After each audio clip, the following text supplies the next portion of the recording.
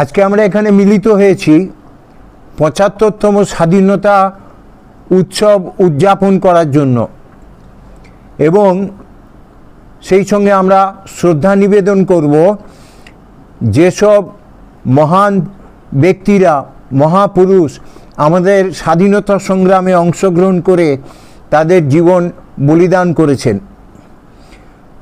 আজকে আমাদের এই অনুষ্ঠানে প্রধান বক্তা আছেন স্বামী সর্বপ্রিয়ানন্দ, আন্তর্জাতিক খ্যাতিসম্পন্ন বক্তা, minister and spiritual leader of the Vedanta society, new York, USA।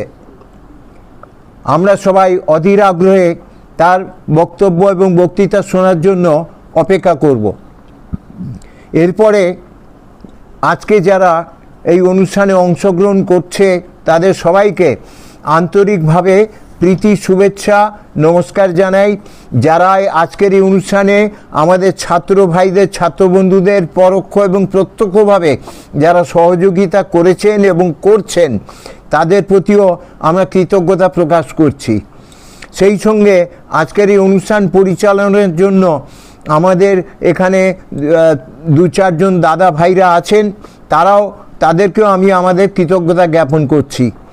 এবারে আজকে অনুষ্ঠান শুরু করা হচ্ছে উদ্বোধনী সঙ্গীত। বিদ্যালয়ে ১০ম শ্রেণী ছাত্ররা গানটা শুরু করছে।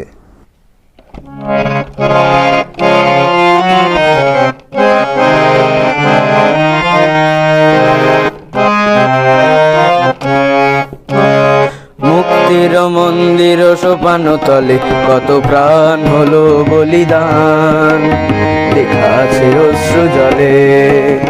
মুক্তির মন্দির সোপান তলে কত প্রাণ হলো বলিদান, লেখা আছে অশ্রু জলে। কত বিপ্লবী বন্ধুর রক্তে রাঙা বন্দিশালার ওই শিকল ভাঙা, কত বিপ্লবী বন্ধুর রক্তে রাঙা বন্দিশালার ওই শিকল ভাঙা। তারা কি ফিরিবে আজ, তারা কি ফিরিবে আজ শুক্রবাতে? কত তরুণ অরুণ গেছে অস্তাচলে। মুক্তির মন্দির সোপান তলে কত প্রাণ হলো বলিদান, লেখা আছে অশ্রু জলে।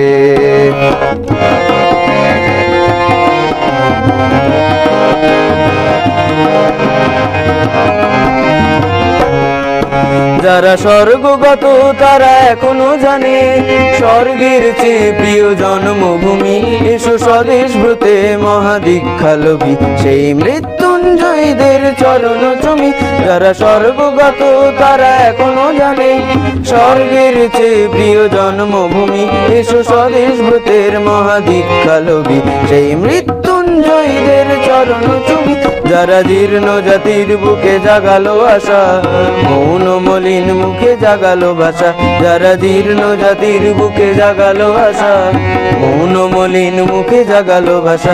আজ রক্ত কমলে গাথা, আজ রক্ত কমলে গাথা মাল্যখানি, বিজয় লক্ষ্মী দেবে তাদেরই গলে। মুক্তির মন্দির সোপান তলে কত প্রাণ হলো বলিদান, লেখা আছে অশ্রু জলে। মুক্তির মন্দির সোপান তলে কত প্রাণ হলো বলিদান, লেখা আছে অশ্রু জলে। ধন্যবাদ, তোমাদের গানটা খুব ভালো লাগলো। আমরাও একটু উদ্বুদ্ধ হচ্ছি।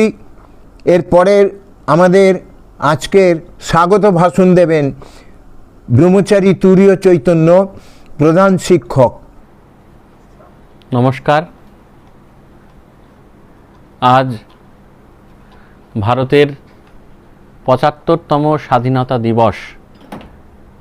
১৯৪৭ সালের ১৫ই আগস্ট বহু মানুষের দানে, আত্মত্যাগের মাধ্যমে আমরা স্বাধীনতা পেয়েছিলাম। যে রাজনৈতিক স্বাধীনতা অর্জন করেছিল দেশমাতার বীর সন্তানেরা, পরবর্তীকালে ভারতবর্ষের দেশমাতার কৃতি সন্তানেরা তা এগিয়ে নিয়ে গেছেন দীর্ঘ ৭৫ বছর ধরে। আজ 75তম স্বাধীনতা দিবসে আমাদের সেই সমস্ত মহান ব্রতী আত্মত্যাগী যে মানুষ যারা শহীদ হয়েছিলেন তাদের সম্মান জানানোর দিন। আমাদের চিরকাল এই স্বাধীনতা দিবস আমাদের ভাবায় আমরা কতখানি স্বাধীন হতে পেরেছি। ইতিহাসের প্রেক্ষিতে যখন একটি করে মাইল ফলক আমাদের এগিয়ে দেয় সামনের দিনগুলিতে, আমরা তখন পিছন ফিরে তাকাই কি পেয়েছি আর কি পাইনির দিকে। দীর্ঘ ৭৫ বছর আমরা স্বাধীনতা পেলেও ভারতবর্ষের যে পরিমাণ উন্নয়নের স্বপ্ন তৎকালীন মহাপুরুষেরা দেখেছিলেন, আমাদের বারবার প্রশ্ন এসে দাঁড়ায়, আমরা কি ততখানি স্বাধীন হতে পেরেছি, ততখানি উন্নত হতে পেরেছি? ৭৫ বছর স্বাধীনতা পূর্তি হয়ে গেলেও এখনও কেন আমরা উন্নত দেশে পরিবর্তিত হতে পারলাম না? এখনও আমরা উন্নয়নশীল দেশের সারিতে স্থান পাই। প্রশ্নগুলো অবশ্যই নেতিবাচক। তাহলে কি আমাদের এই স্বাধীনতা সাফল্যের নয়? এই স্বাধীনতা আমাদেরকে সত্যি ভবিষ্যতের উন্নয়নের দিকে দিক নির্দেশ করে না? নিশ্চয়ই করে। যুগাচার্য স্বামী বিবেকানন্দ যখন এই ইহলোকে ছিলেন, তখন এই বীর মায়ের সন্তানদের উদ্দেশ্যে বলেছিলেন, আগামী 50 বছর তোমাদের দেবতা হোক দেশ মাতৃকা। সত্যি সত্যিই আগামী 50 বছরের মধ্যেই আমরা স্বাধীনতা পেয়েছিলাম, যে স্বাধীনতা রাজনৈতিক স্বাধীনতা।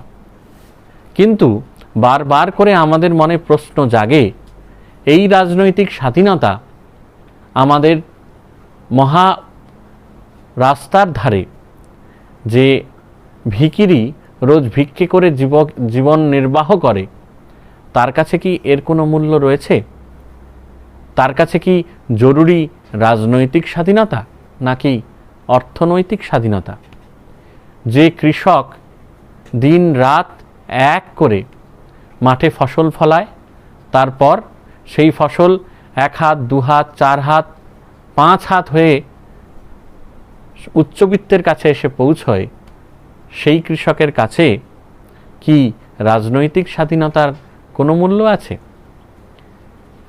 এই অতিমারী আবহে যে সমস্ত মানুষগুলোর জীবন ধারণ বা জীবিকা নির্বাহ করা অত্যন্ত কষ্টকর হয়ে উঠেছে, সে মানুষের কাছে আজ এই 75 বছর পূর্তির বা 75 বছর এই দিবসটি উদযাপনের কোনো তাৎপর্য আছে? আমাদের এই স্বাধীনতার উত্তরণ ঘটাতে হবে। রাজনৈতিক স্বাধীনতা থেকে অর্থনৈতিক স্বাধীনতা, অর্থনৈতিক স্বাধীনতা থেকে বৌদ্ধিক স্বাধীনতা এবং সর্বোপরি বৌদ্ধিক স্বাধীনতা থেকে আধ্যাত্মিক স্বাধীনতায় উত্তরণ ঘটাতে হবে। যদি এই রাজনৈতিক থেকে বৌদ্ধিক, বৌদ্ধিক থেকে আধ্যাত্মিক এই স্বাধীনতায় উত্তরণ আমরা ঘটাতে পারি, তাহলে 75তম স্বাধীনতা দিবস নিশ্চয়ই উদযাপনের অর্থ থাকবে। কিন্তু আগামী 100 বছরে যখন আমরা স্বাধীনতা দিবস উদযাপন করব, তখন নিশ্চয়ই আর এই নেতিবাচক কথাগুলি আমাদের কাছে প্রশ্ন হয়ে দাঁড়াবে না। তাই এই রাজনৈতিক স্বাধীনতা আমরা যখন পেয়েছি, ধীরে ধীরে এর উত্তরণ ঘটাবো এবং একই সঙ্গে দেশমাতৃকার যে বীর সন্তানরা যারা দীর্ঘ যুদ্ধের পর আমাদের দেশকে স্বাধীন করে দিয়েছিল, সেই মানুষদের সম্মান শ্রদ্ধা জ্ঞাপন করব এবং সেই সমস্ত মানুষের জীবনের নিঃস্বার্থপরতা, সহমর্মিতা, পরমত সহিষ্ণুতা, এই সমস্ত যে দেবভাব, শুভ যে উদ্যোগ, শুভ ভাবনাগুলিকে আমরা আমাদের জীবনে কাজে লাগাতে যদি পারি, তবে স্বাধীনতা দিবস পালনের নিশ্চয়ই আমাদের কাছে তাৎপর্য থাকবে। যে সমস্ত ছাত্ররা আজ বিদ্যালয়ের এই আন্তর্জালিক মাধ্যমের স্বাধীনতা দিবস উদযাপনে অংশগ্রহণ করেছ, তাদের সকলকে স্বাগত জানাই। আমাদের আশ্রম সম্পাদক স্বামী সর্বলোকানন্দজি মহারাজ উনি ছাত্রদের উদ্দেশ্যে, শিক্ষক এবং অন্যান্য শ্রোতাদের উদ্দেশ্যে বলেছেন স্বাধীনতা দিবসের তাৎপর্য সম্পর্কে। মহারাজকে আমরা প্রণাম নিবেদন করি। এবং সর্বোপরি আজকের অনুষ্ঠানের যিনি প্রধান বক্তা স্বামী সর্বপ্রিয়ানন্দজি মহারাজ, যিনি বর্তমানে আমাদের সুদূর আমেরিকায় নিউ ইয়র্কে স্পিরিচুয়াল হেড হিসেবে কাজ করছেন এবং জনমানুষের সেবার ভাব ছড়িয়ে দিচ্ছেন। অত্যন্ত বাগ্মী একজন সন্ন্যাসী। তিনি আজ আমাদের সকলের জন্য বলবেন রাজনৈতিক স্বাধীনতা থেকে আধ্যাত্মিক স্বাধীনতায় উত্তরণের কথা। মহারাজকে আমরা প্রণাম নিবেদন করি এবং একই সঙ্গে এই সমস্ত অনুষ্ঠানকে সুষ্ঠুভাবে পরিচালনা যারা করে নিয়ে যাবেন বা যারা করেছেন এই আন্তর্জালিক মাধ্যমে, তাদের প্রত্যেককে স্বাগত, শ্রদ্ধা, অভিনন্দন ও নমস্কার জানাই। আর পরিশেষে পরম করুণাময় শ্রী শ্রী ঠাকুর, মা ও স্বামীজির কাছে আমরা প্রার্থনা করি যে এই রাজনৈতিক স্বাধীনতা যাতে আমাদের যথার্থ স্বাধীনতায় পরিণত হয়, যেদিন আপামর জনসাধারণ ভারতবর্ষের এই স্বাধীনতাকে বুক ফুলিয়ে গর্ব করে যেন নিজেকে প্রত্যেকে স্বাধীন এই ভাব আমাদের জাগ্রত করতে পারে, সেই দিনটি আমাদের মধ্যে আসুক, তাই প্রার্থনা করি। এই আন্তর্জালিক মাধ্যমে অনুষ্ঠান আমাদের করতে আমরা বাধ্য হচ্ছি অতিমারি সময়। এই অতিমারি আমাদের মধ্যে থেকে কেটে যাক, আমাদের মধ্যে সুদিন ফিরে আসুক, আবার এই প্রার্থনা। এবারে আমাদের দেশাত্মবোধক হিন্দি গান গেয়ে শোনাবে সুপ্রিয় হালদার, একাদশ শ্রেণীর ছাত্র, যে সুদূর আসাম থেকে আমাদের স্কুলে এখানে ভর্তি হয়েছে এবং আমরা তার গান শুনে আশা করি সবাই আনন্দ পাব। সুপ্রিয় হালদার। নমস্কার, আমি একটি দেশাত্মবোধক গান গাওয়ার চেষ্টা করছি।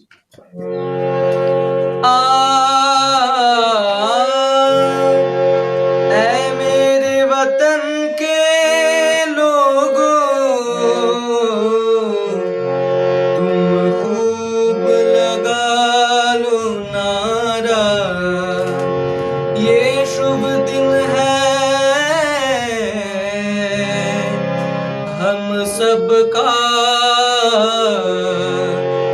लहरा लो तिरंगा प्यारा, पर मत भूलो सीमा पर वीरों ने हैं प्राण गवाए, कुछ याद उन्हें भी कर लो, कुछ याद उन्हें भी कर लो, जो लौट के घर ना आए, जो लौट के घर ना आए। ऐ मेरे वतन के लोगों, जरा आँख में भर लो पानी, जो शहीद हुए हैं उनकी जरा याद करो कुर्बानी। ऐ मेरे वतन के लोगों, जरा आँख में भर लो पानी, जो शहीद हुए हैं उनकी जरा याद करो कुर्बानी।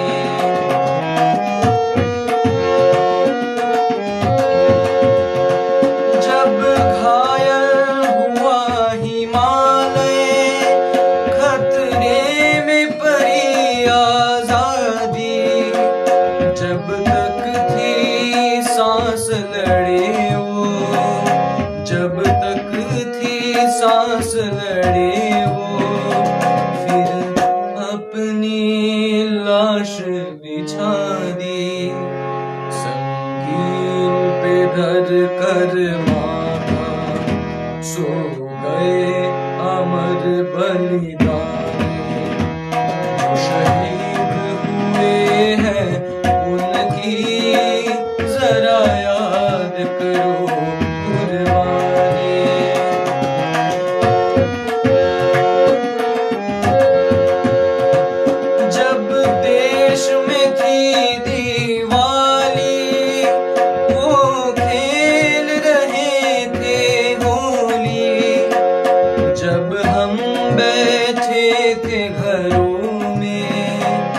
जब हम बैठे थे घरों में, वो झेल रहे थे गोली।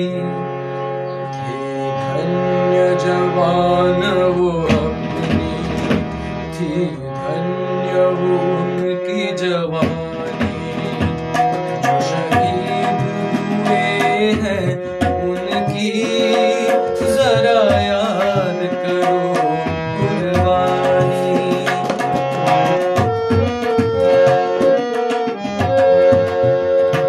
कोई सिख कोई जाट मराठा, कोई सिख कोई जाट मराठा, कोई गुरखा कोई मद्रासी, कोई गुरखा कोई मद्रासी। सरहद पर मरने वाला,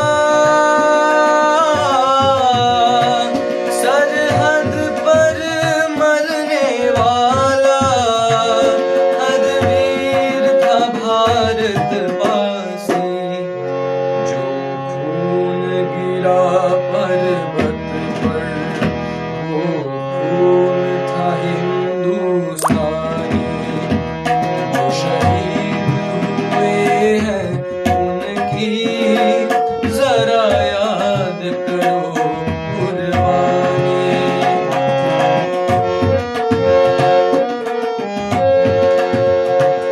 थी खून से लथपथ काया, फिर भी बंदूक उठा के 10-10 को एक ने मारा। फिर गिर गए होश गवा के, जब अंत समय आया तो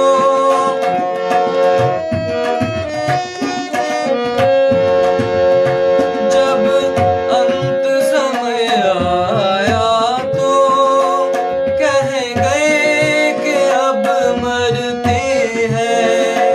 खुश रहना देश के प्यारों, खुश रहना देश के प्यारों। अब हम तो सफर करते हैं, अब हम तो सफर करते हैं। क्या लोग थे वो दीवाने, क्या लोग थे वो अभिमानी। जो शहीद हुए हैं उनकी जरा याद करो कुर्बानी। ना भूल ना जाओ उनको, इसलिए कहीं ये कहानी। जो शहीद हुए हैं उनकी जरा याद करो कुर्बानी। जय हिंद, जय हिंद की सेना, जय हिंद की सेना, जय हिंद, जय हिंद, जय हिंद।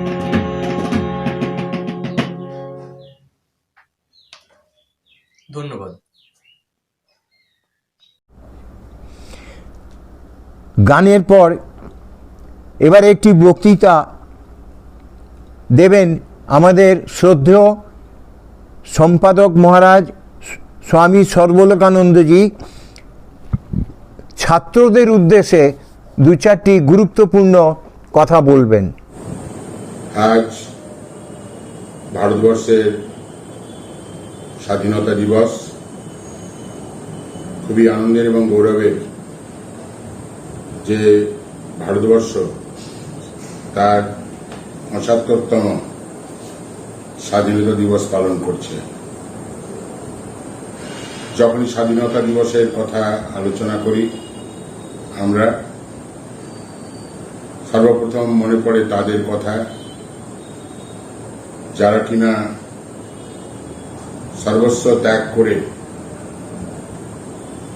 তারা ভারতবর্ষকে স্বাধীন করেছে। তাদের আত্মত্যাগের জন্য তাদের সকলকে শ্রদ্ধাবনত চিত্তে আজকের দিনে স্মরণ করি। ৭৫ বছর স্বাধীনতার পরে ভারতবর্ষ কিছু কিছু ক্ষেত্রে উন্নতি লাভ করেছে, এই বিষয়ে কোনো সন্দেহ নেই। কিন্তু সত্যি কথা বলতে স্বাধীন ভারতের অনেকগুলি স্বপ্ন ছিল, সেই স্বপ্নগুলি কিন্তু বাস্তবায়িত হয়তো অনেক ক্ষেত্রে হয়নি। এর কারণ কি? আমরা যদি কারণ অনুসন্ধান করি তাহলে দেখতে পাব যে দেশাত্মবোধ এর ভাবনা নিয়ে, দেশপ্রেমের ভাবনা নিয়ে সেই সময় ভারতবর্ষকে স্বাধীন করার জন্য ঝাঁপিয়ে পড়েছিল এবং ভারতবর্ষ স্বাধীনতা লাভ করেছিল। কিন্তু স্বাধীনতার পরে সেই দেশাত্মবোধ বা দেশপ্রেমে ভাটা পড়তে থাকে, যার ফলে দেশের কথা আমরা ভুলে গেছি এবং আমরা নিজেকে নিয়ে ব্যস্ত রয়েছি। একটি কথা মনে পড়ছিল,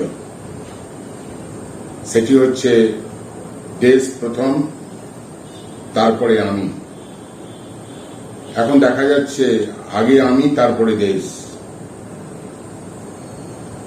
সেই জন্য ভারতবর্ষে বিভিন্ন ক্ষেত্রে যে উন্নতি করার কথা ছিল তা কিন্তু সম্ভব হয়ে ওঠেনি। আমরা স্বাধীনতা পেয়েছি ঠিকই, এটি রাজনৈতিক স্বাধীনতা, পলিটিক্যাল ফ্রিডম, কিন্তু অনেক ক্ষেত্রেই কিন্তু আমরা স্বাধীনতা পাইনি, যাকে বলে সম্পূর্ণ স্বাধীনতা। যেমন দারিদ্রতা থেকে আমরা মুক্তি পাইনি, অশিক্ষা থেকে আমরা মুক্তি পাইনি, তারপরে অনেক কিছু ব্যাপারে আমরা কিন্তু মুক্তি পাইনি, যেটি মানুষের ন্যূনতম চাহিদা। হিন্দিতে বলে রুটি, কাপড়া, মাকান, প্রত্যেকটি মানুষের ন্যূনতম চাহিদা, দি বেয়ার নেসেসিটিজ অফ লাইফ। এবং এই চাহিদাকে কিন্তু আমরা মেটাতে পারিনি, অনেক ক্ষেত্রেই পারিনি। তার কারণ একটি, যেটি স্বামী বিবেকানন্দ উপলব্ধি করেছিলেন। এই প্রসঙ্গে ঘটনার উল্লেখ করি। তখন সেই সময়কার যারা স্বাধীনতা সংগ্রামী ছিলেন প্রথম সারির, তারা স্বামী বিবেকানন্দকে গিয়ে একবার অনুরোধ করেছিলেন যে স্বামীজি, আপনি একজন বিরাট শক্তিধর পুরুষ, আপনি ইচ্ছা করলে ভারতবর্ষের স্বাধীনতা এনে দিতে পারেন। স্বামীজি কিছুক্ষণ চুপ থাকার পর, নীরব থাকার পরে তিনি খুব গম্ভীরভাবে বলেছিলেন যে আমি ভারতবর্ষের স্বাধীনতা এনে দিতে পারি ঠিকই, আর এখানে বিরাট প্রশ্ন রয়েছে যে এই ভারতবর্ষের স্বাধীনতাকে বজায় রাখবে কে, অক্ষুণ্ণ রাখবে কে? ভারতবর্ষের স্বাধীনতা তাকে ঠিকভাবে কাজে লাগাতে পারবে কে? এই সবগুলো করার মানুষ কোথায়? তাই বলছেন মানুষ চাই, মেন আর ওয়ান্টেড। আজকে ৭৫ বছর স্বাধীনতার পরে স্বামী বিবেকানন্দের যে ভবিষ্যৎবাণী করে গেছিলেন মানুষ কোথায়, তার আমরা উত্তর পাচ্ছি যে আজকে শুভবুদ্ধি সম্পন্ন, অন্য ভাষায় বলতে পারি আদর্শ নাগরিকের অভাব। তাই স্বামীজি চেয়েছিলেন যে দেশ স্বাধীন হওয়ার সঙ্গে সঙ্গে মানুষ তৈরির কথা। স্বামীজি যখন সারা ভারত পরিভ্রমণ করছিলেন পরিব্রাজক সন্ন্যাসী রূপে, তিনি অনুভব করেছিলেন যে ভারতবর্ষকে যদি আবার এগিয়ে নিয়ে যেতে হয়, ভারতবর্ষকে যদি আবার বিশ্বসভায় প্রতিষ্ঠিত করতে হয়, তাহলে প্রয়োজন যুব সম্প্রদায়ের। তাই তাঁর লেকচারে, তাঁর বক্তৃতায়, লেখায়, কথোপকথনে তিনি যুব সম্প্রদায়কে বারবার আহ্বান করেছেন। He has given clarion call to the youth of India for rebuilding the nation. Swamiji রাষ্ট্র নির্মাণের জন্য তিনি বারবার যুব সম্প্রদায়কে আহ্বান করেছেন এবং তিনি অনুভব করেছিলেন যে যুব শক্তি পারে ভারতবর্ষের উন্নতি ঘটাতে এবং ভারতবর্ষকে এগিয়ে নিয়ে যেতে। তাই যুব সম্প্রদায়ের কাছে আজকের দিনে বিশেষ করে আবেদন যে তারা কেবল নিজের কথা না চিন্তা করে, তারা যেন দেশের কথা চিন্তা করে, তারা যেন দেশকে ভালোবাসতে পারে। দেশকে ভালো না বাসতে পারলে কিন্তু দেশের সেবা করা সম্ভব নয়। তাই স্বামীজি বলেছিলেন যে ত্যাগ এবং সেবা এই দুটি হচ্ছে আমাদের জাতীয় আদর্শ।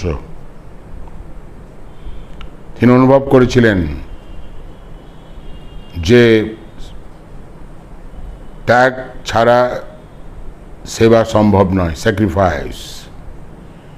Without sacrifice you can't serve the nation. তাই তিনি চেয়েছিলেন যে ত্যাগ ও সেবায় আদর্শে সকলে উদ্বুদ্ধ হোক। স্বামীজি বারবার যে কথাটি বলেছেন সেটা হচ্ছে নিঃস্বার্থপরতার কথা।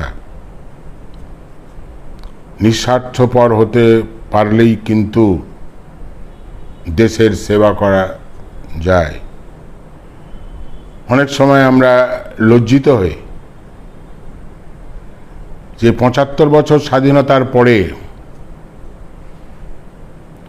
অনেক কিছুর অভাব অনটন সব সমস্ত রয়ে গেছে, চাহিদা রয়ে গেছে। যদি আমরা অন্য দেশের কথা চিন্তা করি, যে সব দেশ ভারতবর্ষের পরে স্বাধীনতা লাভ করেছে, ভারতবর্ষের স্বাধীনতার পরে সেই সব দেশ আজ অত্যন্ত উন্নত। আমরা এখনো কিন্তু সেই ডেভেলপিং নেশনের পর্যায়ে কিন্তু রয়ে গেছে, ডেভেলপিং কান্ট্রি। আমরা আগে আন্ডার ডেভেলপড কান্ট্রি ছিলাম, তারপরে পরে ধীরে ধীরে আমরা ডেভেলপিং কান্ট্রির পর্যায়ে পৌঁছেছি। কিন্তু এখনও অবধি ৭৫ বছর স্বাধীনতার পরে আমরা কিন্তু ডেভেলপড কান্ট্রির পর্যায়ে পৌঁছাতে পারিনি। তাই আজকের দিনে ভাববার কথা যে কিভাবে আমরা দেশ ও মাতৃকার সেবা করতে পারি। দেশ ও মাতৃকা হচ্ছে আমাদের, বা তার উন্নতি হচ্ছে আমাদের সবচেয়ে বড় প্রায়োরিটি হওয়া উচিত। আমাদের নিজস্ব উন্নতি বা নিজস্ব সব কিছু থাকবে ঠিকই, কিন্তু দেশকে বাদ দিয়ে নয়। এই কথাগুলি যদি আমরা চিন্তা করি তাহলে পরে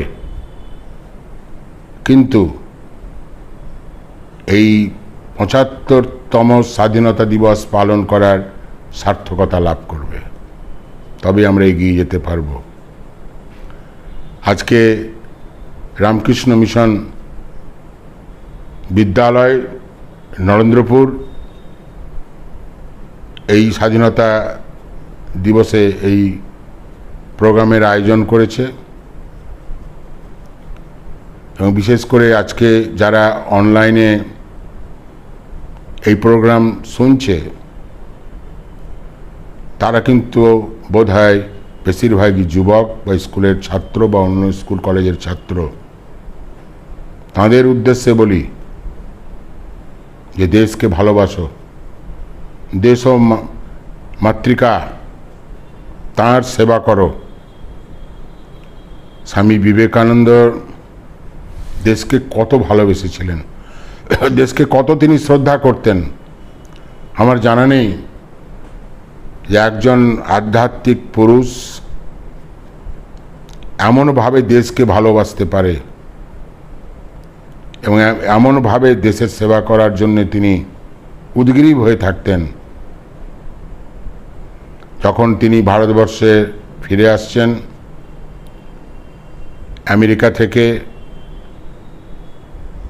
এই ফেরার আগে আমেরিকান ভক্তরা, ডিভোটিসরা স্বামীজিকে প্রশ্ন করছে, আপনি বেশ কিছু বছর পাশ্চাত্যে কাটিয়ে গেলেন, আমেরিকা ইউরোপে, এখানকার ঐশ্বর্য দেখেছেন, বৈভব দেখেছেন, প্রতিপত্তি দেখেছেন, প্রতিষ্ঠা দেখেছেন, এখন আপনার মাতৃভূমি দরিদ্র ভারতবর্ষে ফিরে যাচ্ছেন, এখন আপনার প্রতিক্রিয়া কি ভারতবর্ষের সম্পর্কে? স্বামীজি খুব গর্বের সঙ্গে বলেছিলেন, দেখো, তোমাদের দেশে আসার আগে আমার দেশ মাতৃভূমি কে শ্রদ্ধা করতাম, ভালোবাসতাম, কিন্তু তোমাদের এখানে বেশ কয়েক বছর থাকার পরে আমি এটাই মনে প্রাণে অনুভব করেছি যে ভারত ভূমি হচ্ছে পুণ্যভূমি, ভারতবর্ষ হচ্ছে কর্মভূমি। শুধু তাই নয়, তিনি বলছেন ভারতবর্ষের প্রতিটি ধূলিকণা আমার কাছে পবিত্র। স্বামীজির যে আইডেন্টিফিকেশন তার মাতৃভূমির সঙ্গে, একাত্মবোধ সত্যি আমাদের সকলকে অবাক করে। বিদ্যালয়ে খুব সুন্দর একটি অডিটোরিয়াম এর উদ্ঘাটন আজ হচ্ছে এই স্বাধীনতা দিবসের উদযাপনের মাধ্যমে, এবং আজ থেকে অনেক বিভিন্ন ধরনের কার্যক্রম, প্রোগ্রাম এই অশোকতাঞ্জ অডিটোরিয়ামে অনুষ্ঠিত হবে। আজকের দিনে আবার যারা ভারতবর্ষের স্বাধীনতা আমাদের কাছে এনে দিয়েছেন তারা হয়তো আজকে নেই, প্রায় কেউই নেই। এই স্বাধীনতার যে আনন্দ, স্বাধীনতার যে সুযোগ সুবিধা আজ আমরা ভোগ করছি, তারা হয়তো দেখে যেতে পারেননি, দেখা সম্ভব হয়নি, কিন্তু তারা একটা তৃপ্তি নিয়ে গেছেন। সেই তৃপ্তিটি হচ্ছে ভারতবর্ষ স্বাধীনতা লাভ করবে এবং স্বাধীন ভারতে সবাই বাস করতে পারবে। আমরা সত্যি সত্যি গর্বিত এই স্বাধীন ভারতে বাস করতে পেরে। নমস্কার, ধন্যবাদ। ভারতের ৭৫তম স্বাধীনতা দিবসে যোগনৃত্য পরিবেশন করবে অষ্টম শ্রেণীর ছাত্র আরিয়ান হুতাইত।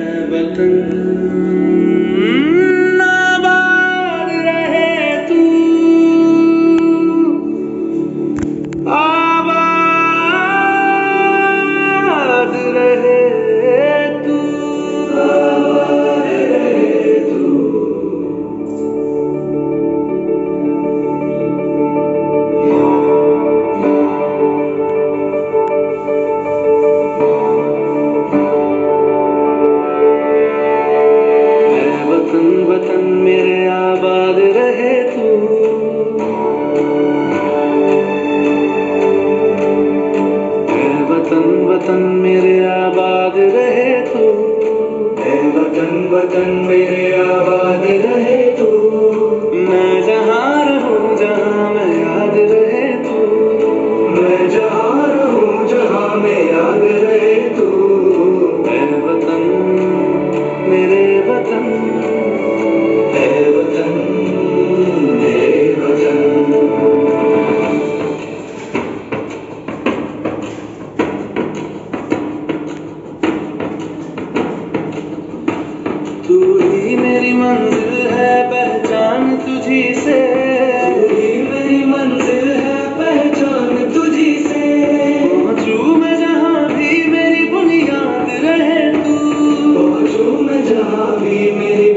याद रहे तू, वतन वतन मेरे आबाद रहे तू, मैं जहाँ रहूं जहाँ मैं याद रहे तू, ऐ वतन मेरे वतन, ऐ वतन मेरे वतन।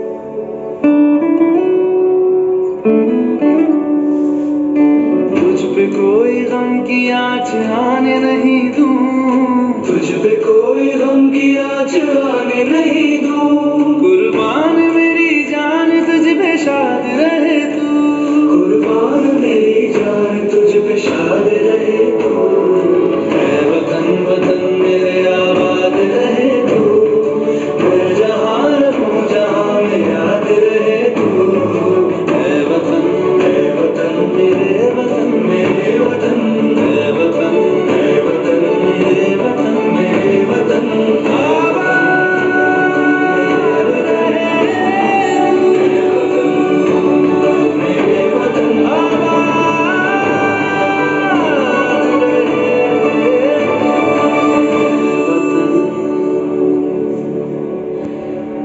मेरे वतन रहे तू।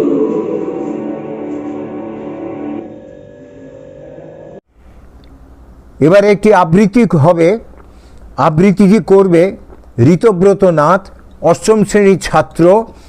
কবির নাম হচ্ছে দীনেশ দাস, কবিতার নাম কাস্তে। নমস্কার।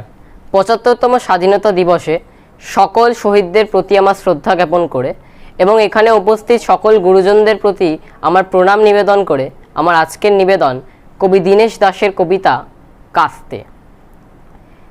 বেয়নের ঠোক যত ধারালো, কাস্তেটা ধার দিও বন্ধু, শেল আর বৌমুখ ভারালো, কাস্তেটা শান দিও বন্ধু, নতুন চাঁদের বাঁকা ফালিটি তুমি বুঝি খুব ভালোবাসতে, চাঁদের শত কাজ নহে তো, এ যুগের চাঁদ হলো কাস্তে, ইস্পাতে কামানেতে দুনিয়া কাল যারা করেছিল পূর্ণ, কামানে কামানে ঠোকা ঠুকিতে আজ তারা চূর্ণ বিচূর্ণ, চূর্ণ হয়ে লৌহের পৃথিবী তোমাদের রক্ত সমুদ্রে গলে পরিণত হয় মাটিতে,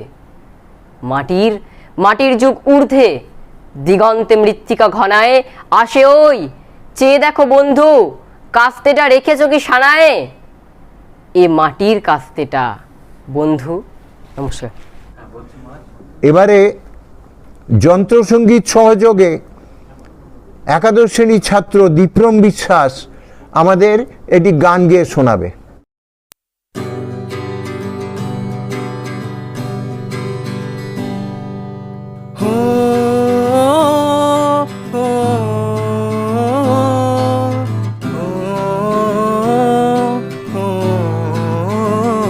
संदेश आते हमें तड़पाते, जो चिट्ठी आते वो पूछे जाते कि घर कब आओगे, कि घर कब आओगे, लिखो कब आओगे, कि तुम बिन ये घर सूना सूना है।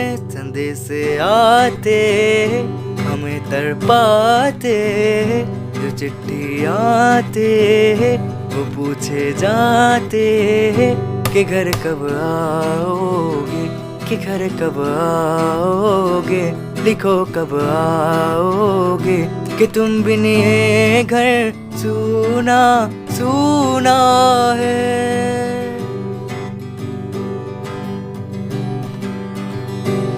ऐ गुजरने वाली हवा बता, मेरा इतना काम करेगी क्या, मेरे गाँव जा मेरे दोस्तों को सलाम दे, मेरे गाँव में जो वो गली जा रहती है मेरी दिलरुबा, उसे मेरे प्यार का जाम दे, उसे मेरे प्यार का जाम दे। वही थोड़ी दूर है घर मेरा, मेरे घर में है मेरी बूढ़ी माँ, मेरी माँ के पैर को छू के तू उसे उसके बेटे का नाम दे। ऐ गुजरने वाली हवा जरा मेरे दोस्त तो मेरी दिलरुबा, मेरी माँ को मेरा पैगाम दे, उन्हें जाके तू ये पैगाम दे। मैं वापस आऊँगा, मैं वापस आऊँगा, फिर अपने गाँव में उसी के छाँव में, के माँ के आंचल से, गाँव के पीपल से, किसी के काजल से किया जो वादा था वो निभाऊंगा। मैं एक दिन आऊँगा, मैं एक दिन आऊँगा, मैं एक दिन आऊँगा।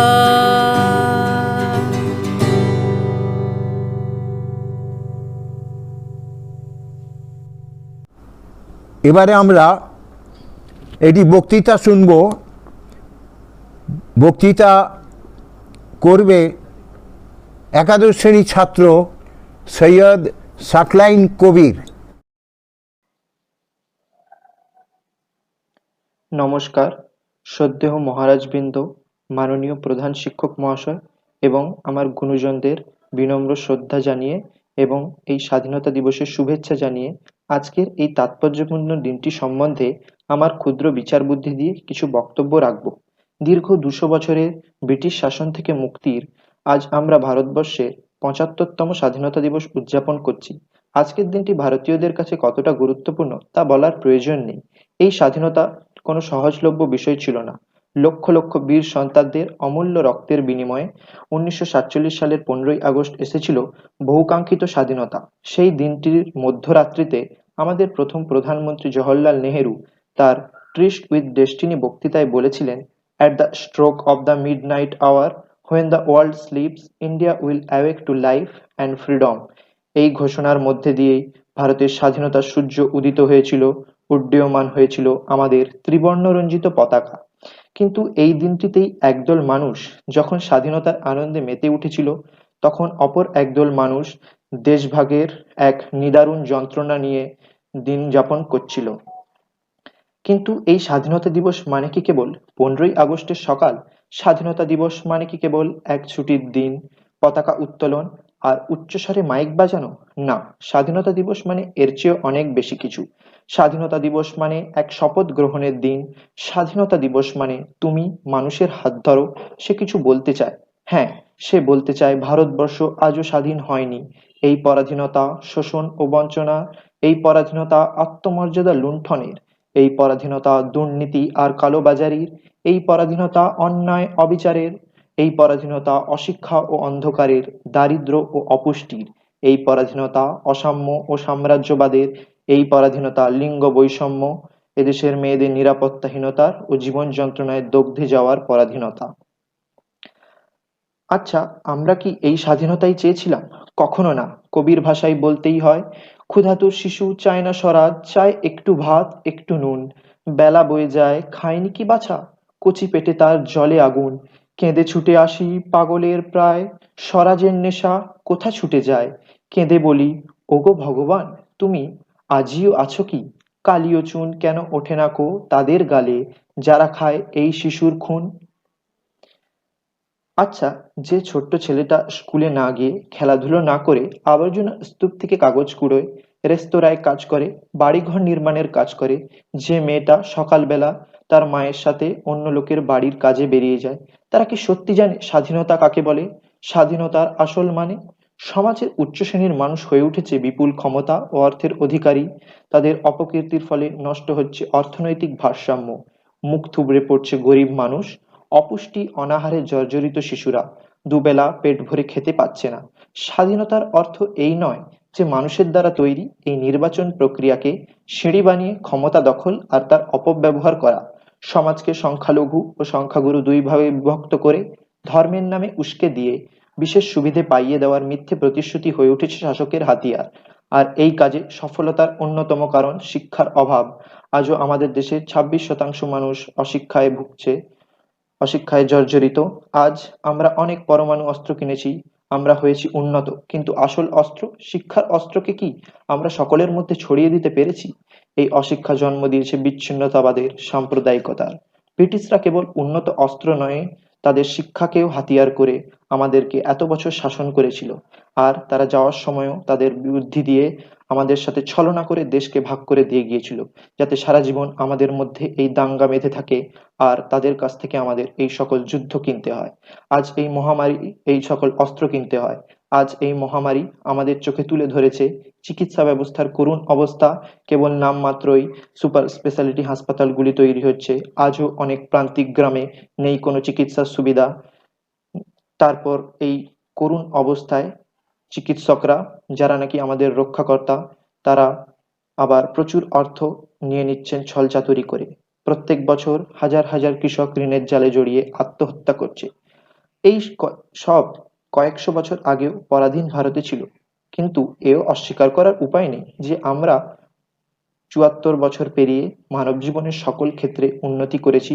ভারত বিশ্বের অন্যতম বৃহৎ অর্থনীতিতে পরিণত হয়েছে, জনজীবন এসেছে আমূল পরিবর্তন, কিন্তু কোনো ক্ষেত্রেই আসেনি সেই কাঙ্ক্ষিত উন্নতি।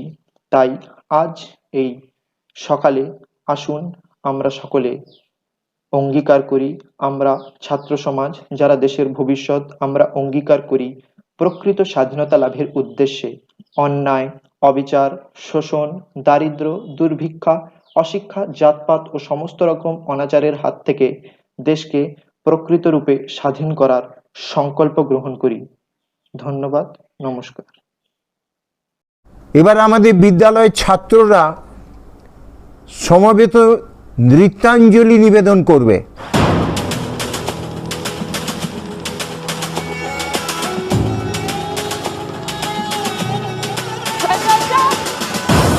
आज हम 2 किलोमीटर ज्यादा भागेंगे।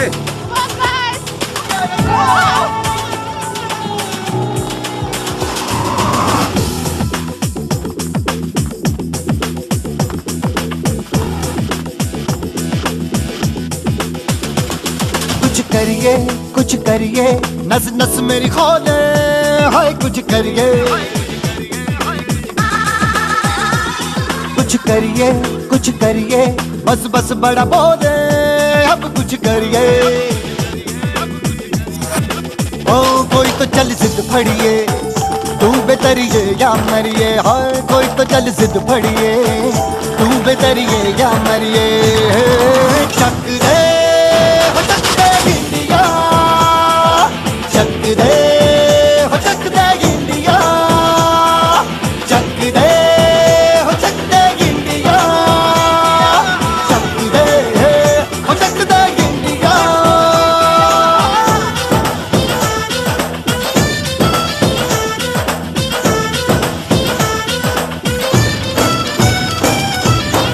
लड़ती पतंगों में, भिड़ती उमंगों में, खेलों के मेलों में, पल खाती रेलों में, गन्नों के मीठे में, खद्दर में छींटे में, ढूंढो तो मिल जाओगे तब ताबो ईंटों में। रंग है आज निखरे और खुल के आज बिखरे, मन जाए ऐसी होली, रग रग मचल के बोली। टस है ना मस है जी, जिद है तो जिद है जी, घिसना यूं ही पिसना यूं ही पिसना यूं ही बस करिए। कोई तो चल जिद फड़िए, तू बेतरिए या मरिए, हाय कोई तो चल जिद फड़िए, तू बेतरिए या मरिए। चक दे इंडिया, चक दे इंडिया।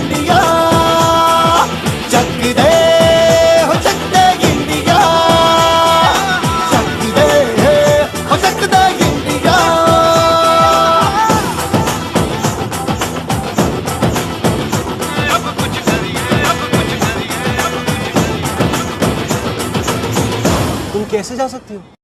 এবার একটি বক্তৃতা হবে। বক্তা হচ্ছে প্রিয়াংশু মুখার্জি, ষষ্ঠ শ্রেণীর ছাত্র। Taking pranams of Thakur Mayan Swamiji, I, Priyangshu Mukherjee of Class 6 Narendrapur Ramakrishna Mission, would like to pay homage to the freedom fighters of India who led us to this independence on the occasion of Independence Day. Every year on this day, the 15th of August, we celebrate this day with joy and pride as the day we received independence. However, it was not the case 7 decades before, when we were a slave to the British government. India has been ruled by them for almost 200 years. After continuous struggle by our freedom fighters, we finally received our independence on 15th August 1947. On this day, the national flag was hoisted at the Red Fort in Delhi by Prime Minister Shri Jawaharlal Nehru. Being independent means freedom to speech and to fundamental rights to each and every citizen of the country. Hence, we should not forget the people who contributed for this, and we shall realize the responsibility to build the nation of our pride. The legendary poet Rabindranath Tagore, known as Kavi Guru, had written a famous poem about our motherland India, which we find in the Gitanjali. Where the mind is without fear, where the mind is without fear, and the head is held high, where knowledge is free, where the world has not been broken up into fragments by narrow domestic walls, where words come out from the depth of truth, where tireless striving stretches its arms towards perfection, where the clear stream of reason has not lost its way into the dreary desert sand of dead habit, where the mind is led forward by thee into ever-widening thought and action, into that heaven of freedom. My Father, let my country awake. Thank you. এবারে আমরা একটি সুন্দর গান শুনব। গায়ক হচ্ছে অভিজ্ঞান অধিকারী, পঞ্চম শ্রেণীর ছাত্র। নমস্কার। এই তো আমার দেশ, আমার জন্মভূমি, সবার সেরা এই দেশ আমার মোদের মাতৃভূমি। এই তো আমার দেশ, আমার জন্মভূমি, সবার সেরা এই দেশ আমার মোদের মাতৃভূমি।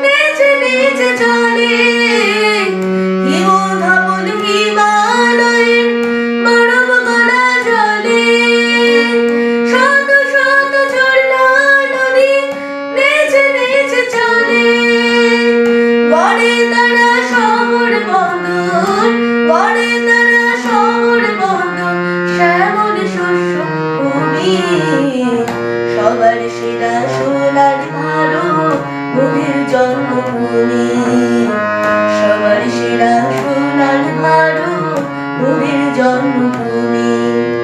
এই তো আমার দেশ, আমার জন্মভূমি, সবার সেরা এই দেশ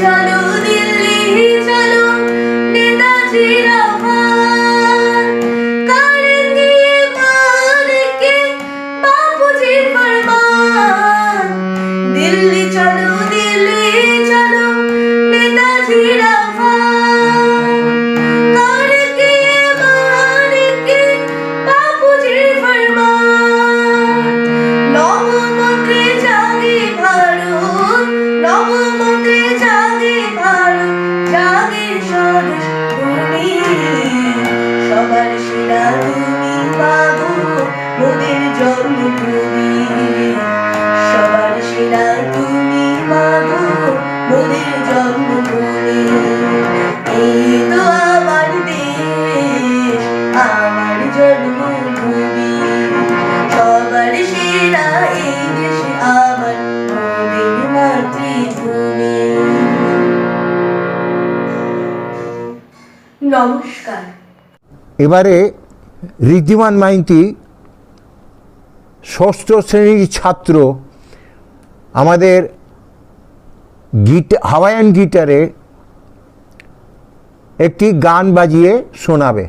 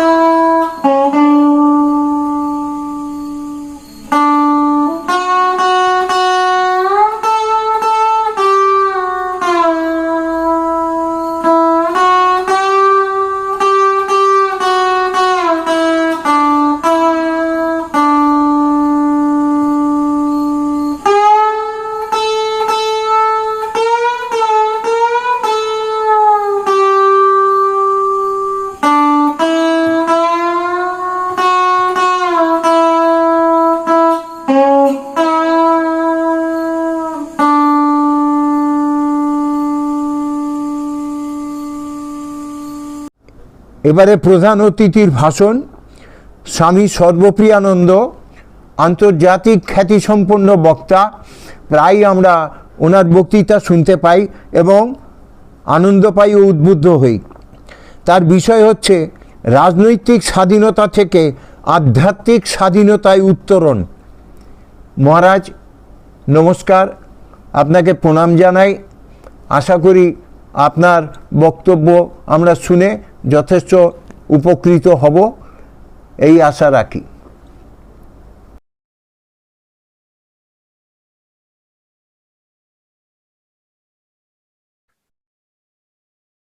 Revered monks, respected teachers, non-teaching staff, and dear students of the entire Narendrapur family.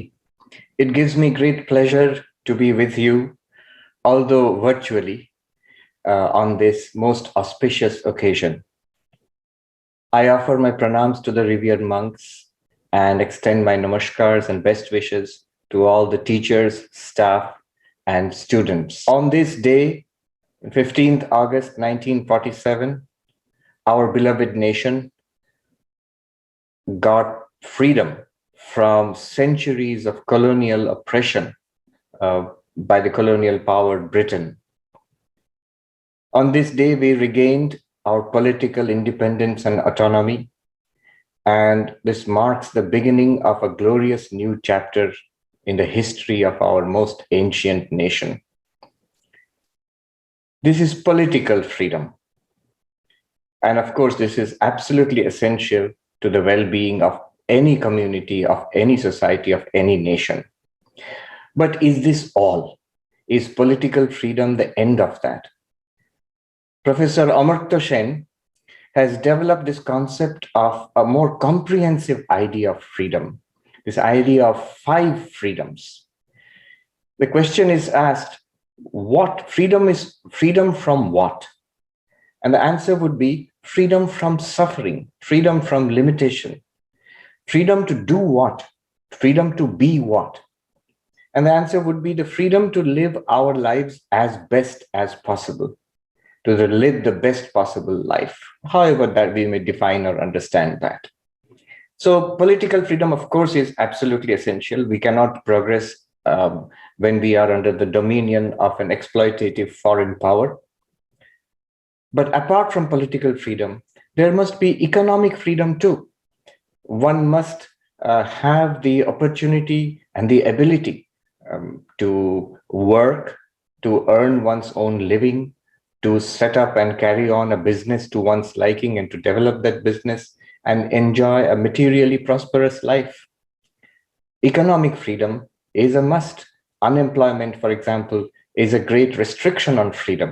There's no use having, say, for example, political freedom and the freedom to vote, whereas one is unemployed and starving. So economic freedom is an essential component of total freedom. There also must be social freedom. If society grinds me down, if there are restrictions, social rigidities, caste oppression, there is gender oppression, patriarchal oppression, in that case, one's freedom is seriously limited. One may have access to the right to vote, one may have access to a job, but if one's social life is full of suffering and limitation and under the dominion of somebody else, then there is definitely, we must admit that there is some lacuna in our freedom. So social freedom is another distinct component of total freedom. A third kind of freedom would be, Professor Amartya Sen says that transparency in our social and political and economic institutions. There are these vast government and non-government institutions whose functionings have an impact on our lives. So how do they work? The use of the funds, the inner workings of these institutions and their impact upon us. There must be transparency in this. There must be free press. There must be freedom of speech. Then there is also the importance of protection. Freedom requires protection, not just the usual protection of law and order, of course, that is most important, but also remedial justice. If my freedoms are violated, do I have recourse to speedy justice, a fair, economical, and fast system of justice? There must be protection in terms of health, an affordable healthcare system. There must be protection in terms of social welfare, economic support. For example, if one does not have a job, or if one is unable to work because of maybe old age or disability or something, in that case, there must be some support structure, a social welfare network, which will enable one to have at least a minimally decent standard of living. So protection is another aspect of freedom.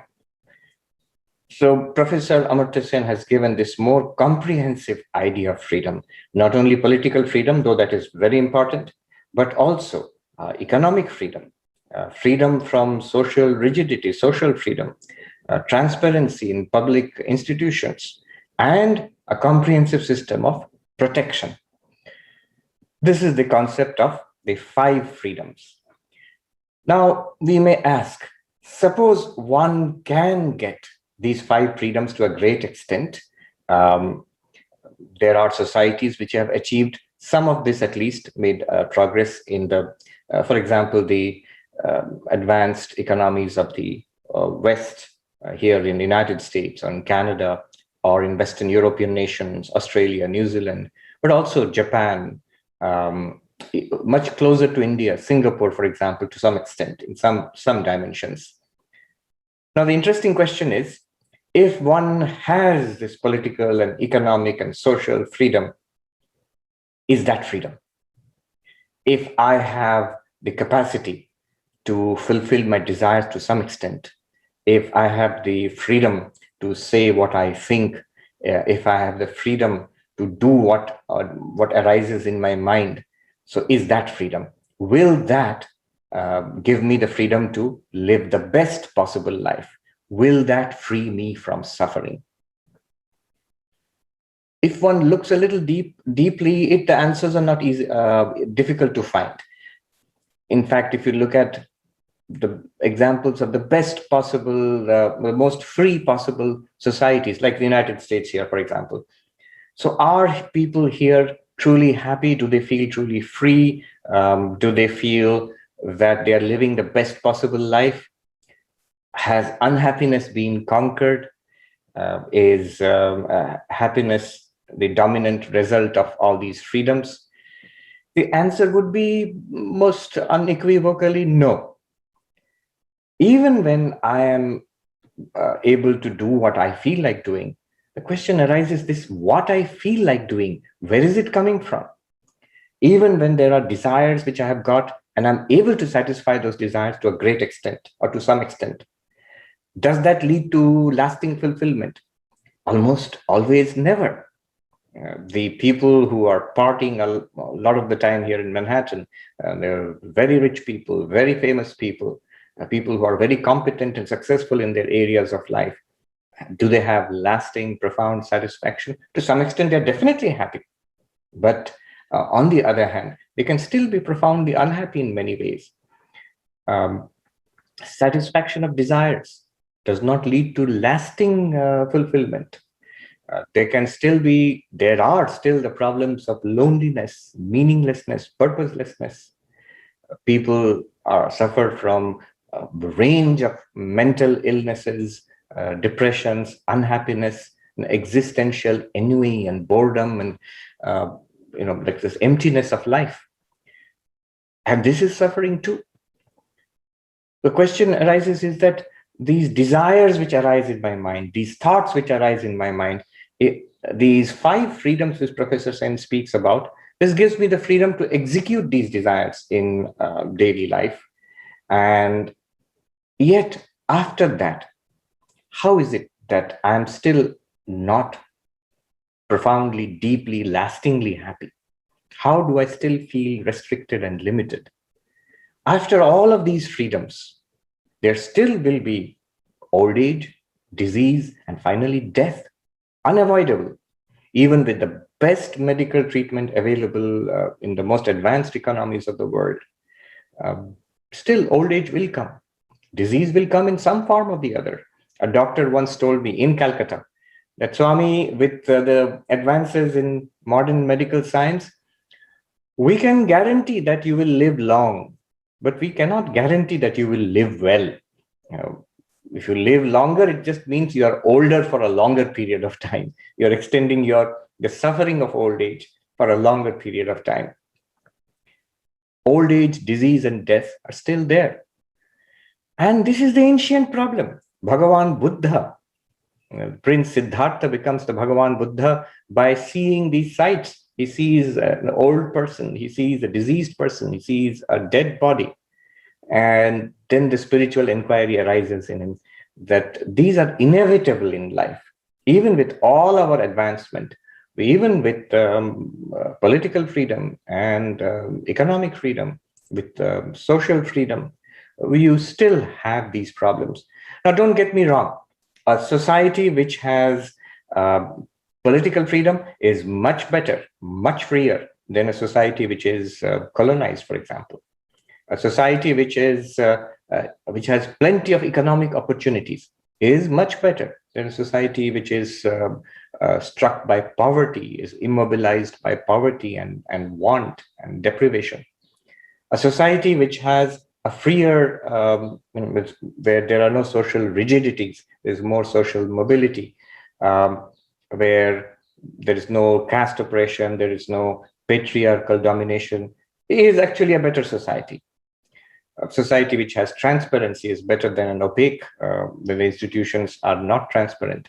A society which has a network of protections, health and economic protection and judicial remedy, this is a better society, no doubt. When we have these five freedoms, you have built a better society. And this is a worthwhile goal.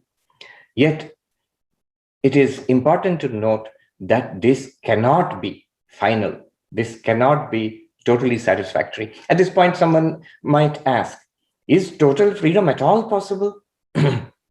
Can one be totally free from suffering? Is it humanly possible? And the answer from our spiritual traditions is yes. Heinrich Zimmer, the Indologist, he writes, the philosophies of India are actually not pessimistic. Though they talk about dukkha and samsara and suffering, they are not pessimistic. They are profoundly optimistic, because all the streams of Indian thought, whether Orthodox, Hindu, or Buddhistic, or Jaina, they all talk about freedom from suffering, that the possibility is there for a deep and lasting spiritual freedom. Which will actually give the result which we are seeking. Freedom, real, deep, lasting satisfaction, and freedom from suffering. In Vedanta, this is called Atyantika Dukkha Nivritti Paramananda Praktischa, the total and complete transcendence of suffering and attainment of lasting, profound bliss or joy. This is the goal of spiritual freedom. Swami Vivekananda, it must be noted that he is really the prophet of freedom. When the freedom movement was gathering strength in India, all the great leaders in our freedom movement, whether it is Tilak or Sardar Patel or Pandit Nehru, Mahatma Gandhi, Netaji Subhash Chandra Bose, and many others, Aurobindo, and many others, they all were deeply inspired by Swami Vivekananda. By reading Swami Vivekananda, they were inspired to dedicate themselves to the cause of India's freedom. But not only this, in the writings of Swami Vivekananda, we find his ideas on social freedom and economic freedom. So this five freedoms that Professor Amartya Sen talks about, the germs of that, the core ideas are already there in Vivekananda. But the central message of Vivekananda is spiritual freedom. He says, each of the yogas is a path in itself to attain the attainment of total freedom. What is this total freedom like? Swami Vivekananda was fond of quoting from the Upanishads. Vedaham purusham mahantam aditya varnam tamasah parastat tameva viditva ati mrityumeti nanyah pantha vidyate ayanaya. I have known that infinite being, radiant like the sun, forever beyond darkness, beyond the darkness of death and sorrow and limitation. By knowing that infinite being, one goes beyond suffering, one goes beyond death. Tameva viditva ati mrityumeti. And there is no other path to the total cessation of suffering, to total freedom from suffering, to the total freedom of the attainment of lasting and profound bliss and joy. Nanya pantha vidyate ayanaya. So with all the political and social and economic freedoms, which are the signs of a good developed society, beyond that, one must have spiritual freedom. One may object that I'm quite happy with with earning a lot of money, with my family, with my occupations in life and my hobbies. Life is good. Why do I need spiritual freedom? But the thing is, even if you do not call it spiritual freedom, even if you do not use terms like mukti or moksha, what we are trying to do, all of us, if you actually look at what we are trying to do in life, we are trying to attain that only. Each of us in our own way, we are trying to overcome suffering in our lives, in the lives of those around us. Each of us in our own way, we are trying to attain fulfillment. We define it in different ways. We look for it in different things. We look for it in money, in pleasure, in relationships, in achievement, in power, in status, in knowledge, in art, in political movements. In all of these, we're looking for that fulfillment. And at the highest level, at the deepest level, this is what Indian thought calls spiritual freedom, mukti, moksha, nirvana. In fact, all of Indian thought, of Indian philosophy is this, the project is the attainment of spiritual freedom. The term is moksha shastra, Upanishads, Gita, the Buddhist, Jaina, Sikh traditions, all the Indian traditions are moksha shastra, are an investigation into the possibility and the practicality of attaining spiritual freedom. Swami Vivekananda classified all of these approaches broadly into his scheme of 4 yogas. And he says each of those yogas is a way of attaining spiritual freedom. Karma yoga. All our actions in an ordinary state, we all want that freedom, that happiness, and that overcoming of suffering. But the way we go about it is, we act for this little self. All money for this little self, all recognition and credit for this little self, all achievement, all friendship, all praise and acclaim, and long life and healthy life, everything is centered around, it orbits around this little self. Now, if this led to actual lasting happiness, very good, but it doesn't. It doesn't take long to see that all my efforts, all my lifelong efforts to make this one happy is not working. With all my political, economic, social freedoms, still am dissatisfied. I'm still unhappy. When I look for achieving certain goals in my career, in my personal life, even in my cultural and spiritual life, as long as it is related to this one little self, if I achieve it, there is still a sense of lack. If I don't achieve those goals, there's always frustration. In either case, the freedom from want, the lasting satisfaction which is looking for, is not attained.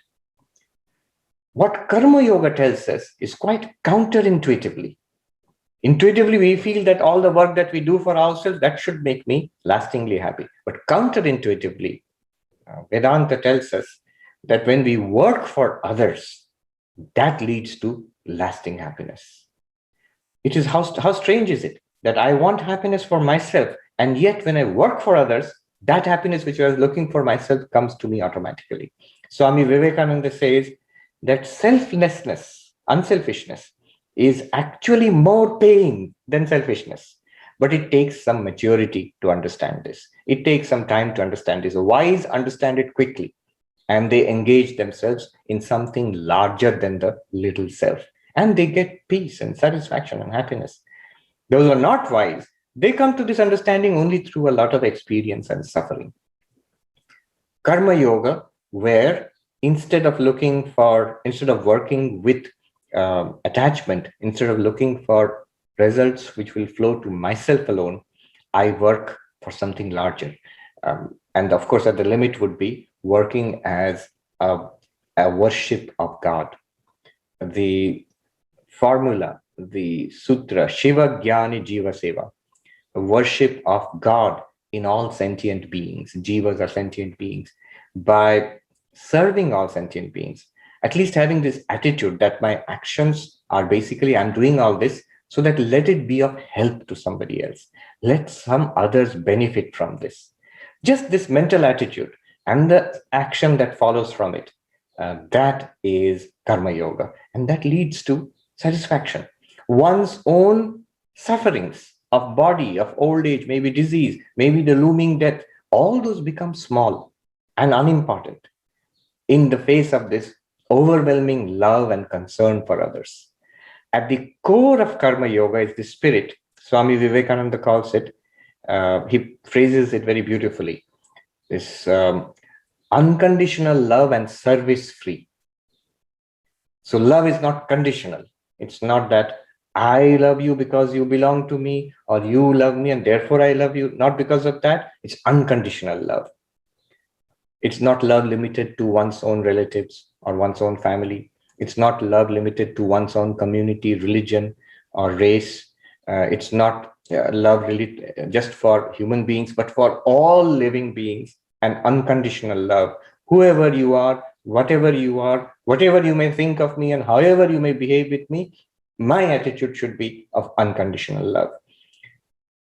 You may say this is illogical, this is not practical, but just think of it for a moment. Suppose we have this unconditional love for others. You will see the immediate feeling is of tremendous freedom, like a huge burden of selfishness lifted from our shoulders. You have a sense of deep freedom, of deep relaxation, unconditional love. And that unconditional love is expressed as service-free. So service, all my activities are now, at whatever level I can, is service, is the worship of this divinity in all beings. This is karma yoga. Then there is bhakti yoga. I may not feel free. I may be subject to old age, disease, and death. But if I have faith in the existence of God, in an omniscient, omnipresent, omnipotent power behind this universe, and I have devotion and faith and adoration and surrender to this divinity, to God, by depending on God, who is entirely free and benevolent, I overcome my limitations. Freedom is attained through love. We love God, and through God, we love all beings. So in karma yoga, freedom is attained through selflessness. In bhakti yoga, freedom is attained through love. Then at another level, in Raja Yoga or Dhyana Yoga, freedom from the tyranny of one's own thoughts. You see, our minds are like petty tyrants, continuously chattering on in our head. And we think there is no escape from this. Thoughts are continuous throughout the waking, and in the dream, only in deep sleep, thoughts cease. Now, a freedom from this continuous chattering of thought, a freedom beyond, which is beyond the mind, that is what yoga promises us. In the deepest meditation, when you lose sight of the external world, even of the existence of the body, even the mind falls silent, there one finds an extraordinary freedom. The Patanjali Yoga Sutra says, Tada drashtu swarupe avasthanam. At that point, when the mind is completely silent, then you, the infinite consciousness, you are revealed in your true glory. Swami Vivekananda gives the example of a lake. Suppose there is a vast lake and it is waveless, no waves. absolutely calm, and the water is clean, crystal clear. In such a lake, if you look through the lake, you will find you can see straight through to the bottom of the lake. Similarly, if the mind is completely calm and the mind is completely clear, pure, to this calm and pure mind, one sees that beyond the mind, one's own existence, the self is not the body, not the mind. The self is beyond the mind, free of body and mind. Remember, problem in the world, problem in the body, problem in the mind also. But I am not body or mind. My reality is beyond body and mind. That is, Patanjali says, tada drashtu swarupe avasthanam. The witness consciousness is experienced or remains, is actually experienced. It always remains in its true glory, but it is realized in its true glory in that state of meditation. Meditation is freedom. Meditation is true freedom from the tyranny of thought. Then, beyond all of this, beyond karma, beyond bhakti, beyond yoga, is jnana, the path of the philosopher, the path of the spiritual inquirer, that what is the truth? What is the truth about myself? What am I really? What is this world? And what is that ultimate reality, if there is any ultimate reality? So, this is the inquiry. As the Upanishad says, Tameva viditva ati mrityumedi. There is an infinite being, infinite existence, consciousness, bliss. And when I realize that, I go beyond all suffering. I attain true freedom, freedom from suffering and ultimate fulfillment. If there is that ultimate reality, by realizing that, how will I be free? By realizing that, how do I become immortal? By realizing that, how do I go beyond suffering? Because the realization of that reality means I am that reality. This is the core secret of Vedanta, that we do not know who we are. If we knew who or what we truly are, we would attain freedom. We would attain freedom from suffering. We would attain freedom from want. We would be totally fulfilled forever. We are that ultimate reality. Right now, ignorant of that, we identify ourselves with a mind which appears and a body which appears, and we get involved in this world which appears to the mind and the body. Swami Vivekananda says, one alone exists. It appears as nature and soul. There is one reality which appears as both subject and object. We forget that one reality, and then we are continuously involved in this play of the subject and object. Subject and object sounds very abstract, but it's just the way in which we experience the reality. I am the subject, and this is the objective reality. This is samsara. And this play continues. There is no ultimate freedom here, no release from suffering, no attainment of lasting fulfillment in samsara. It's only when we realize that one reality, which is right here, right now, and it is our own reality, when we realize that, then we attain freedom. We attain freedom from want, and we attain the lasting fulfillment which we are looking for. Dukkha nivritti, ananda prapti. And then in the Upanishads, in the Bhagavad Gita and the Brahma Sutras and all the Vedantic texts, various ways are given of pointing out this reality, who we are, what we are. There is the way of the inquiry into the 5 levels of the human personality: the physical, the vital, the mental, the intellectual, and the causal. The Annamaya and the Pranamaya and the Manomaya and the Vijnanamaya and the Anandamaya.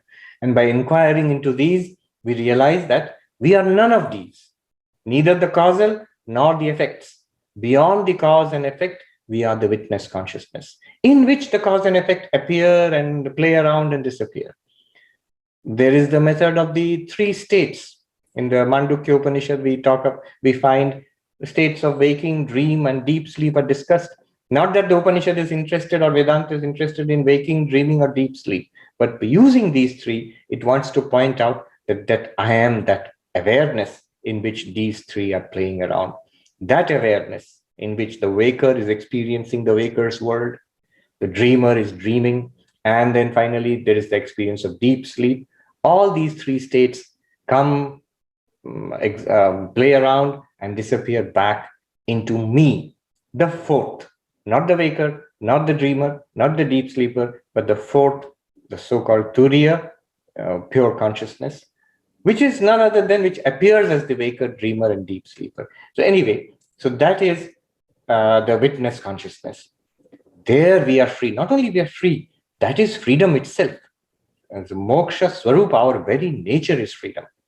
Till now, we are thinking that we are beings seeking freedom, freedom from suffering. We seek it in the world, in political freedom and economic freedom and social freedom. We seek it in spiritual life through meditation and devotion and worship. But here now we come to the core idea of spiritual freedom, which is that we are already free. We need to know that we are free. Attainment of freedom is the attainment of the knowledge that we are already free. We always were free, we are free, and we will always be free unconditionally. When we realize that, then alone, when we look back upon this life, this world is there, and the body appears, and the mind of the personality appears, then alone we'll be able to live the best possible life, the life free of suffering, in the midst of suffering, yet internally we are free of suffering. Just like Sri Ramakrishna was asked by Hari Maharaj, and when Sri Ramakrishna was suffering from cancer, Hari Maharaj asked, "Sir, are you suffering very much?" And Sri Ramakrishna said, "Yes, there is this pain here, I cannot eat." And then Hari Maharaj said, "But sir, I see that apni to anande achen. You are in great bliss," which is a strange thing to say to a terminal cancer patient. And yet Sri Ramakrishna acknowledges that. He says, "Oh, the rascal has found me out. Shala dhore niyeche." Which means even in the midst of suffering, of old age and disease and even death, in the midst of suffering also, that freedom is still there. It is unsullied. It cannot be affected by the appearance of suffering. Just as the desert is not affected by the appearance of mirage water. The sky, when it looks blue in the daytime, it does not actually become blue. Sky is not affected by the colors which appear in it or the clouds which pass through sky. Similarly, the Atman, our real nature, we ourselves are not truly affected by old age or disease or death. This freedom we must recognize in ourselves. This is the goal. We get this when we realize Aham Brahmasmi, Chidananda Rupa Shivoham. I am of the nature of pure consciousness. I am of the nature of Ananda. I am Shiva. So this realization comes through jnana, through the knowledge of our true nature. This is spiritual freedom. Here we attain, finally, the goal which we were looking for in this lifetime and maybe many lifetimes past. This quest comes to an end, to a fulfillment here. Life does not come to an end. Then we are living the life of the truly free. The term is Jivan Mukta, spiritually free life. Then we are living the best possible life that we can live. Then, of course, you can devote yourself to the grand project of bringing about political, social, economic freedom in society, creating a better society and helping others. Your life will be blessed and you will be the blessing to so many others. Isn't this a grand philosophy of life? Isn't this a project that is worthwhile in human life? I pray to Sri Ramakrishna, Ma Sharada, Swami Vivekananda. May they bless all of us. May this enlightenment dawn on all of us in this life. May we be all truly free in this life itself. And may our lives be blessed. May our lives be a blessing to many others around us. Om Shanti, Shanti, Shanti. Hari Om Tat Sat. Shri Ramakrishna Paramastu.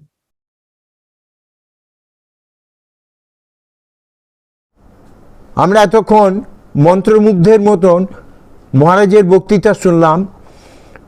আপনার এই বক্তৃতা শুনে আমরা নিজেরা ঋদ্ধ হলাম এবং ধন্য মনে করছি। ভবিষ্যতে অতিমারির এই আবহাওয়া থেকে আমরা যখন বেরোতে পারবো বা বেরোবো, ভবিষ্যতে আমরা এই আশ্রম প্রাঙ্গণে আপনাকে সাক্ষাতে আপনার দর্শন পাবো এবং আপনার বক্তব্য শুনতে পাবো এবং নিজেদের ধন্য মনে করব। আপনি আমাদের প্রণাম নেবেন, শ্রদ্ধা জানবেন। সবার পক্ষ থেকে আপনাকে সশ্রদ্ধ প্রণাম। এবার আজকে এই বিশেষ অনুষ্ঠানে প্রথা অনুযায়ী ধন্যবাদ জ্ঞাপন করবেন শ্রী সঞ্জয় মুখার্জি, শিক্ষক, ইংরেজি বিভাগ। ওং স্থাপকায় চ ধর্মস্য সর্বধর্মস্বরূপিণে অবতার বরিষ্ঠায় রামকৃষ্ণায় তে নমঃ। On this red letter day of Indian history, Ramakrishna Mission Vidyalaya Narendrapur is celebrating 75th Independence Day. We have viewed and enjoyed a colorful celebration of our Independence Day comprising songs, speeches, recitation, instrumental music, etc. I have been asked to deliver vote of thanks. Primarily, I would like to thank the authority and organizers of Ramakrishna Mission Vidyalaya Narendrapur for arranging such a wonderful function, overcoming the constraint in this pandemic situation. I thank our respected Headmaster Maharaj for his welcome address, where he has highlighted the importance and significance of the day. I thank our Revered Secretary Maharaj, Swami Sarvalokanandaji, for his inspiring speech. I would like to thank our chief guest, Swami Sarvapriyanandaji, Minister and Spiritual Leader, Vedanta Society, Newark, USA, for his speech where he has given a new dimension to freedom. The ultimate goal of mankind is spiritual freedom, liberation of soul. Mere political freedom is not enough.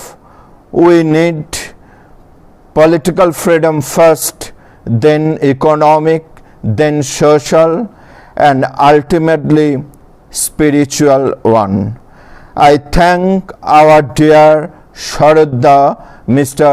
Sharad Mirani, for his efficiently conducting the whole program. I thank our dear boys for their wonderful performance to make the function successful. Lastly, I thank our monks, brahmacharis, teachers, staffs, parents, well-wishers who have directly or indirectly associated themselves to make the function successful.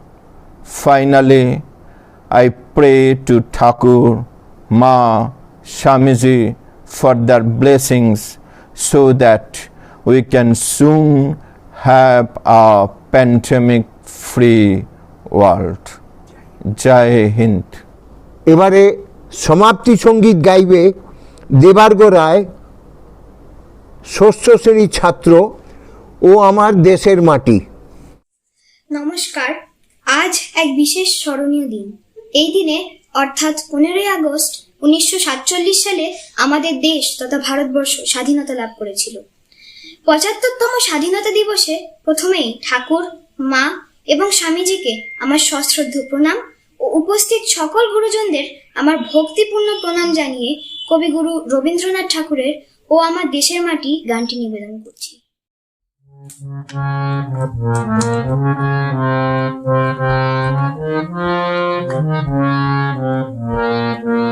ও আমার দেশের মাটি তোমার করে ঠেকাই মাথা, তোমাতে বিশ্বময়ী, তোমাতে বিশ্বমায়ের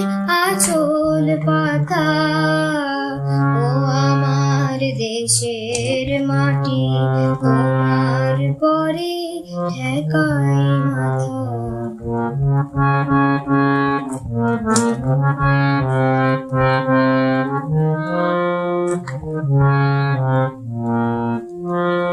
তুমি মিশে ছোমর দেহের সনে, তুমি মিলে ছোমর প্রাণে মনে মিশে ছোমর দেহের সনে, তুমি মিলে ছোমর প্রাণে মনে, তোমার ওই শ্যামল বরণ কোমল মূর্তি মর্মে গাথা, ও আমার দেশের মাটি তোমার পরে ঠেকাই মাথা।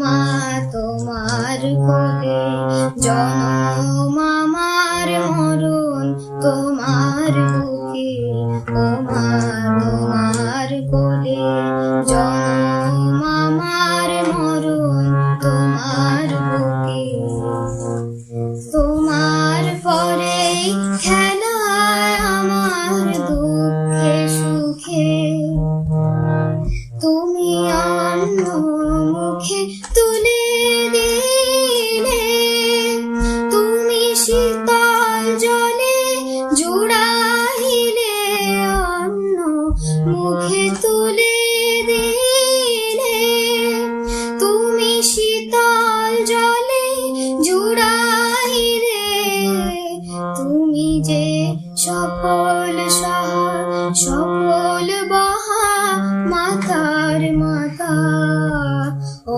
আমার দেশের মাটি তোমার পরে ঠেকাই মাথা।